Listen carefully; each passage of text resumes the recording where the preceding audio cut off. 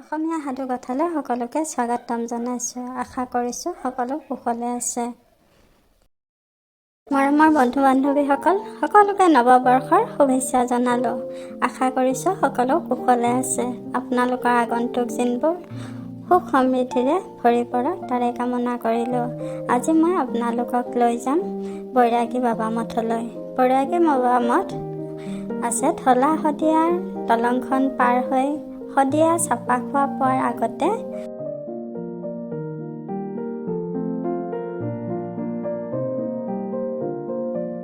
গতিকে আপোনালোকে তিনিচুকীয়া চহৰলৈ আহিব লাগিব। এয়া বৈৰাগী বাবাৰ মঠ।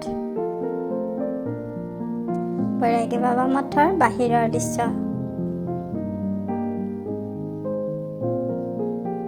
ইয়াত ভক্তসকলে নিজৰ মনৰ কামনা পূৰ্ণ হোৱাৰ কাৰণে আহে আৰু বন্তি এগছি জ্বলাই যায়। ৰাষ্ট্ৰীয় ঘাইপথৰ ওচৰতে তাত চাকি বন্তি জ্বলোৱাৰ কাৰণে বাহিৰতে আপোনালোকে দোকানত বন্তি পাব। এয়া বৈৰাগী বাবা মঠৰ ভিতৰ ভাগ।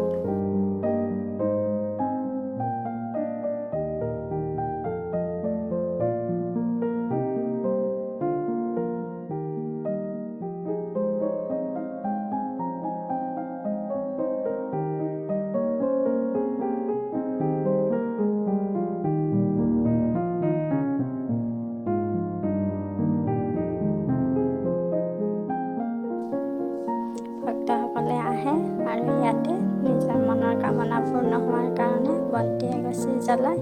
লগতে মানসিক শান্তিও পোৱা যায়, কাৰণ প্ৰাকৃতিক পৰিৱেশেৰে ভৰপূৰ এই মঠ।